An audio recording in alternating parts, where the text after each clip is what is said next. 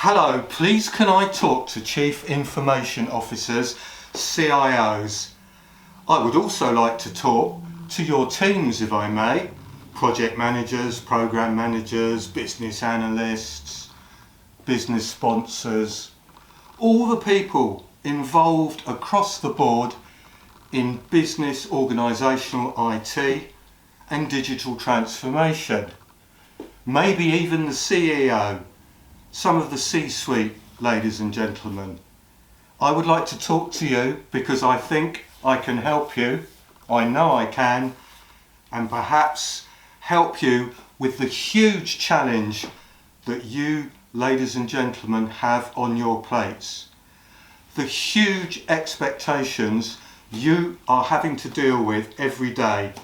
Now there lies part of the equation, in my view, because some of it is due to expectation gap rather than sensible what you might actually be able to do. You probably know this, but about 70% of IT projects and digital transformations have been partially or completely failing for the last 40 years, and that number has not got very much better. Actually, it hasn't moved. Now, a few weeks ago, I started a 70% fail to 70+% succeed initiative, and I'm continuing it here. Let me just show you a couple of articles, if I may. These are from October 2024 CIO magazine, and these embody the huge challenge that CIOs have on them and their teams. All those expectations. I'm not going to go through these articles here, but this one is 7 signs you may not be a transformational CIO, because you might be one of those CIOs that's great at keeping the lights on, but maybe is not quite so visionary. And there you go. You've got 2 kind of aspirations expected of you all in one already. Now there are 7 points here where being a visionary CIO might be rather challenging. We, Maxwell Consultancy, and my team can help you with this. We can help with every single one of these 7 and more. This other article mentions that old cliche, the gap between business and IT. And the fellow who wrote this, a little bit younger than me obviously, said this has been going on for 20 years. Well, he's not wrong, but I'll tell you what, ladies and gentlemen, it's been going on for 30 or 40 years. Now let me tell you a little bit of a story, if I may, to try and expand this out and let you see for yourselves why I might be able to help you. I'm immensely business IT, digital transformation, polyglot, polymathic, and I'm going to tell you why that is. And I have devised over the last 30 plus years, yes I am that old, I know I don't look it, but I am, Business Value Maximisation framework, which came, yes, from about 30 years, and we don't think there's anything like it anywhere because of several reasons. Number one, you have to put together all these different disciplines, IT development, agile, wagile, whatever, project management, Prince, PM, Bark, organisational design, Lean Six Sigma or whatever, and blah blah, etc, etc. Lots of different disciplines, and that is what I call the totality, because it is the totality that produces the value, success and return on investment. Yes, IT development is in there. Yes, project management is in there. Yes, all these other disciplines are in there. But as far as we know, and I've been looking at this for a very long time, there's nothing that addresses this totality, possibly because there hasn't been anybody so far who's been quite as polyglot as me. And I would love to help you. And by the way, as soon as I get up and say I can help people, they start thinking that I want to make lots and lots of money out of them. No, I don't.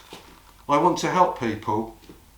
And I have a stated aim in my consultancy, Maxwell Consultancy, that when we get to the point where we will charge some money, and we try to charge as little as possible, not as much as possible, we would like to see our client, which could be you, I hope maybe in the future, but that's up to you, getting 10 times the value.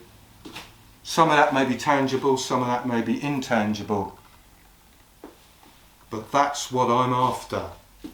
And if all suppliers helped their clients like that, the economy and commercial well-being and wider would get better. The government is always whittering on about GDP, whether it's the Tories or Labour. And we all know that the number of pound notes flying around in the economy is not the only predictor of success, stability, happiness, mental well-being, etc. Right, let's come back to my story now. In 1981, in the early months of 81, when I was a young man of about 25 I sat down and wrote my first commercial software. I was a market research officer for a construction company. And my first career, by the way, was marketing information analysis and research. The whole discipline of using numbers to help an organisation get where it wanted to go and tell business stories, and I was good at it. A great way to come into IT. I wrote this software as the market research officer. I enjoyed it, but the main point was that a few weeks later I was called up by the deputy managing director of the company, and he said, "David, well done, you've really helped us, you know, on the sales and marketing side," because it was sales and marketing statistics that I was computerising. "I've really helped the business, the organisation." I thought in the spring of 1981 that that was exactly what IT should be doing. Why wouldn't you? But as we went through the 80s and the 90s, I found that, let's say, with all due respect to everybody, because we're all in this together, right? Not everybody in the industry saw it that way, and we had this continual gap. I was already a ready-made business IT hybrid, but again, do you see, business IT bridging here, fairly natural for me, and not just business IT, but multifaceted, because I was in London in my teenage years at the beginning of that marketing information career with my father, who ran an advertising and marketing consultancy in London. And my dad was really good, he was ahead of his time, like in the 70s, using numbers to help his clients get where they were getting, and I kind of gravitated towards that. And I was sitting around in my teenage years with business owners. So I'm inclusive, and all this skill has gone into this Business Value Maximisation Framework, BVMF. It's a very effective framework, as you can imagine. It has about 100 models and about 500 techniques. It will not surprise you to know that it is a skill set, an attitude. The attitude is it pursues, and I pursue, and my team pursue value, success, return on investment relentlessly. Because it's quite easy, with all due respect to everyone, to kind of roll out lots of IT and software but not actually do the business any good. In fact, it's scarily easy to harm the business. We've got all kinds of models and techniques in here for weighing all this up and making sure that you come out with a big net gain. Now, if you like what you hear, you can get into what I'm talking about for free to a great extent, I'm pleased to say.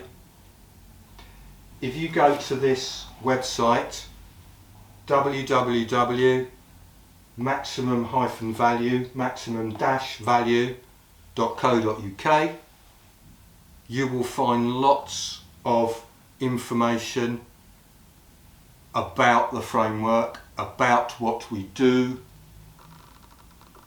the clues in the name, maximum value.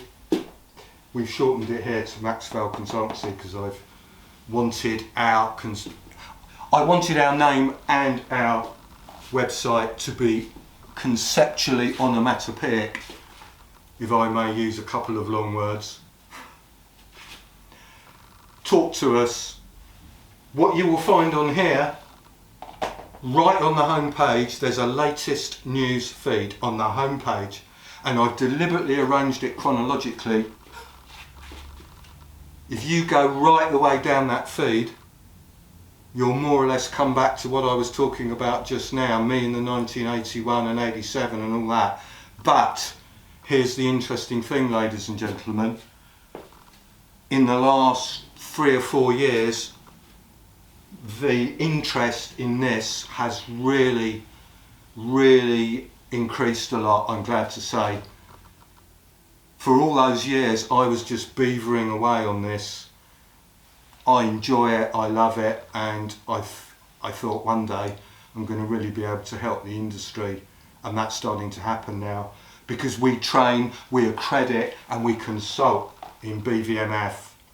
There are people in the IT industry now, I'm proud to say, walking around with BVMS after their name on their CV. That stands for Business Value Maximisation Specialist.